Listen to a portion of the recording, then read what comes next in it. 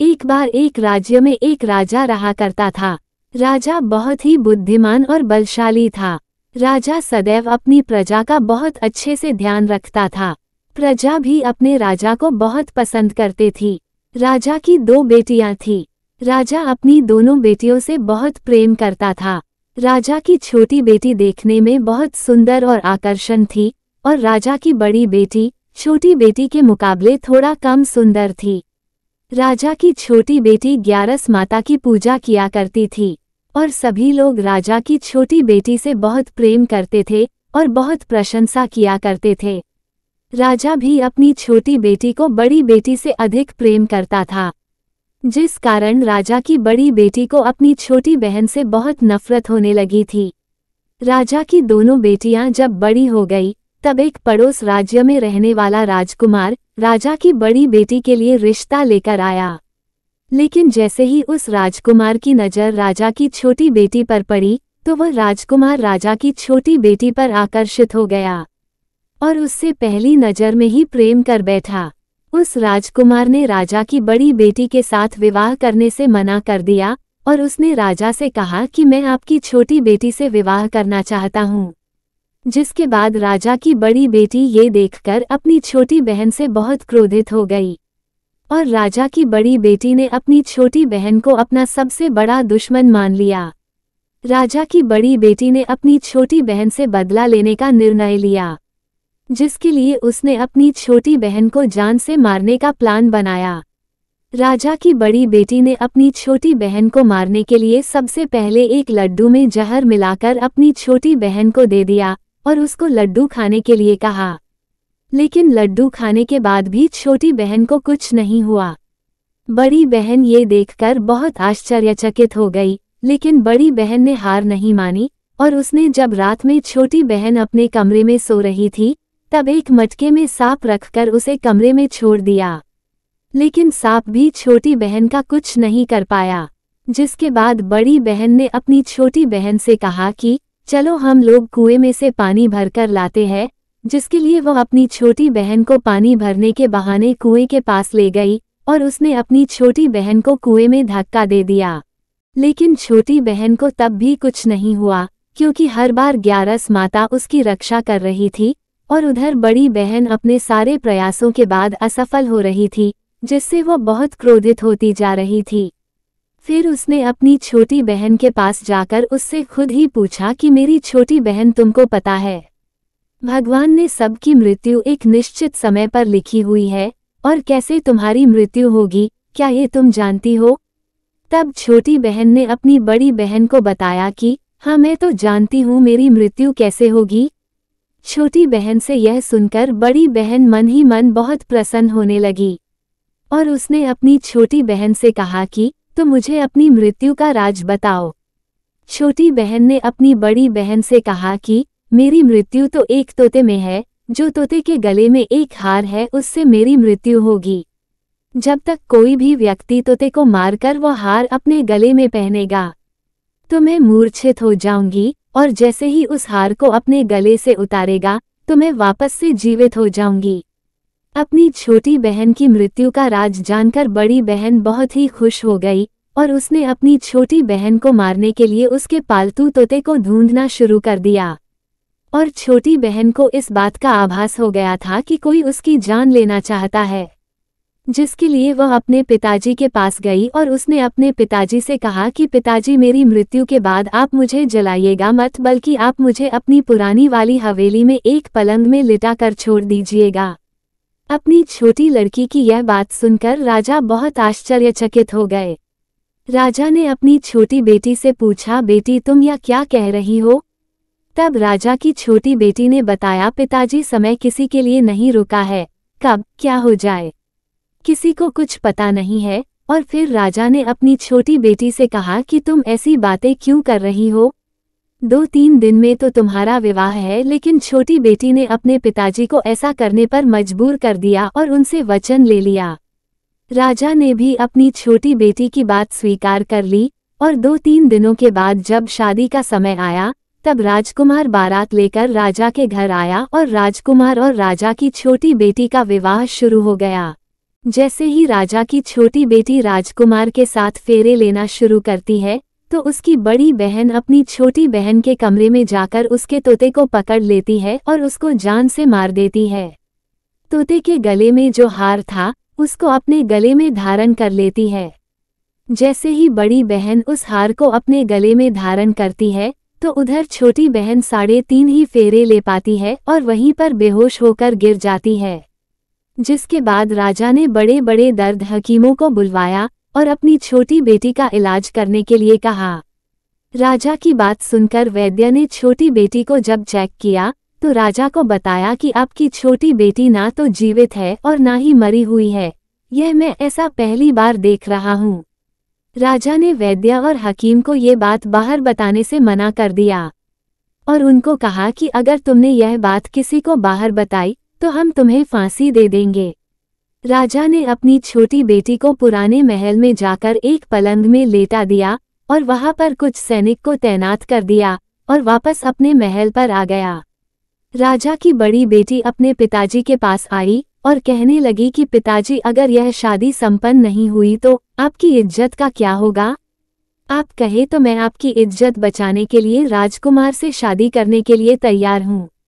जिसके बाद राजा ने अपनी बड़ी बेटी की बात मान ली और राजा ने बड़ी बेटी को छोटी बेटी की कपड़े पहनाकर मंडप में भेज दिया।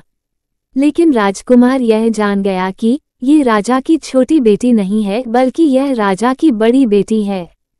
तो राजकुमार ने शादी करने से मना कर दिया। तो सभी लोगों ने राजकुमार को विवश करके राजा की बड़ी बेटी से बचे हुए फेरों को संपन्न करा दिया और विवाह करवा दिया। जिसके बाद राजकुमार राजा की बड़ी बेटी को अपने महल ले गया। राजकुमार राजा की बड़ी बेटी से ना तो बात करता था, नहीं उसको पसंद करता था और ना ही उसके आसपास भटकता था और राजकुमार ने यह फैसला लिया था कि वह अपनी प्रेमिका को ढूंढकर रहेगा और यह जानकर रहेगा कि उसके साथ हुआ क्या है। एक दिन राजकुमार अपने घोड़े पर सवार होकर राजा के पुराने महल के पास पहुंच गया। जहां पर उसने कुछ सैनिकों को देखा। महल के पास पहुंचकर राजकुमार ने जब महल को ध्यान से देखा तो वो समझ गया कि यह तो हमारे ससुर जी का महल है। तब राजकुमार ने सैनिकों से पूछा, तुम लोग यहाँ क्या कर रहे हो और इस महल के अंदर उस पलंग में कौन लेटा है? जिसके बाद सैनिकों ने बताया कि यहाँ पर राजा की छोटी बेटी लेटी है। ये सुनकर राजकुमार बहुत प्रसन्न हो गया और वह तुरंत अपनी प्रेमिका के पास पहुंच गया और उसकी सेवा करने लगा। जैसे ही रात हुई तो राजा की छोटी बेटी उठकर खड़ी हो गई। राजकुमार ये देखकर बहुत खुश हो गया और उसने अपनी प्रेमिका से पूछा कि तुम यहाँ क्या कर रही हो? तुम मेरे साथ मेरे घर चलो। राजा की छोटी बेटी ने राजकुमार को सारी बातें बता दी कि मेरी जान एक तोते में बसी थी और मैंने यह बात सिर्फ अपनी बड़ी बहन को बताया था और मुझे पता है कि उसने ही मुझे मारने का प्रयास किया है। उसके पास एक हार है जिसको वो सुबह पहन लेती है और रात को उतार देती है। जब तक वो हार को पहने रहती है तब तक मैं मूर्छित रहती हूँ और जैसे ही वो हार को उतार देती है तो मैं जीवित हो जाती हूँ और जब तक मेरी बड़ी बहन के पास वह हार है तब तक मैं ऐसे ही जीवित और मूर्छित होती रहूंगी। अगर मेरी बड़ी बहन के पास जो हार है वह मेरे हाथ में लग जाए तो मैं हमेशा के लिए जीवित हो जाऊंगी। राजकुमार यह बात सुनकर राजा की छोटी बेटी के पास रहने का निर्णय ले लिया और उसने अपने बचे हुए सारे फेरे उस पलंग में लेटी राजकुमार की छोटी बेटी के साथ ले लिए और अपना विवाह पूर्ण कर लिया और वहीं पर ही रहने लगा। देखते ही देखते कुछ समय में राजा की छोटी बेटी और राजकुमार की पत्नी पेट से हो गई। एक दिन राजकुमार को किसी काम से बाहर जाना पड़ा। तब छोटी बहन के पेट में बहुत तेज से दर्द होने लगा। जिसके बाद उसने ग्यारस माता का आवाहन किया। जिसके बाद वहां पर ग्यारस माता प्रकट हुई और उन्होंने अपनी भक्तों के दर्द को दूर किया और एक पुत्र की प्राप्ति करवाई और वहीं पर अचानक से राजकुमार भी आ गया। राजकुमार ने ग्यारस माता को देखा तो वह आश्चर्यचकित हो गया और उसने तुरंत माता को प्रणाम किया और ग्यारस माता ने राजकुमार से कहा कि जब तुम्हारा बेटा 5 वर्ष का हो जाए तो तुम अपनी पत्नी का हार आकर इसके गले में डाल देना और देखते ही देखते राजकुमार और राजा की छोटी बेटी का पुत्र 5 वर्ष का हो जाता है। तो राजकुमार अपने बेटे से कहता है कि बेटा मैं कुछ काम से बाहर जा रहा हूँ, तुम अपनी माता का ध्यान रखना, और वहां से चला जाता है। राजा को बाहर निकलता देख बड़ी बहन के सैनिक देख लेते हैं और बड़ी बहन को जाकर सारी बातें बता देते हैं, जिसके बाद बड़ी बहन अपनी छोटी बहन के पुत्र को वहां से उठवा लेती है और उसको मरवा देती है। छोटी बेटी के पुत्र के 2 टुकड़े करवा देती है। पहला टुकड़ा चक्की के पास छुपा देती है और दूसरा टुकड़ा अपनी पलंग के नीचे रख लेती है। अब ग्यारस माता भिखारी का रूप लेकर आती है। एक भिखारी का रूप रखकर बड़ी बहन के पास चली जाती है, जिसके बाद वहां पर भिक्षा मांगने लगती हैं। बड़ी बहन अपने नौकरों से कहती है कि जाकर भिक्षा दे दो, लेकिन जैसे ही नौकर ग्यारस माता को भिक्षा देने के लिए आते हैं तो माता उन्हें मना कर देती है और कहती है कि मैं तुम्हारी महारानी से ही भिक्षा लूंगी। जिसके बाद बड़ी बहन स्वयं ही भिक्षा देने के लिए माता के पास आती हैं। तब माता एक बिल्ली का रूप लेकर उसके कमरे में चली जाती हैं और वहां पर छोटी बेटी के पुत्र के 2 टुकड़े को आपस में जोड़ देती है और उसे जीवित कर देती हैं और उसे वहां से ले जाती है। राजकुमार अपने बेटे को लेकर अपनी पत्नी के पास जाता है और उसे कहता है कि तुम इसका ध्यान रखना, अगर तुम इस बच्चे का अच्छे से ध्यान रखोगी तो मैं तुमसे बात करूंगा। एक दिन राजकुमार अपने बच्चे से कहता है कि तुम मम्मी से उनके गले का हार मांग लो। जिसके बाद राजकुमार का लड़का अपनी मम्मी के पास जाता है और कहता है कि मम्मी मुझे तुम्हारा हार चाहिए जो तुमने गले में पहन रखा है।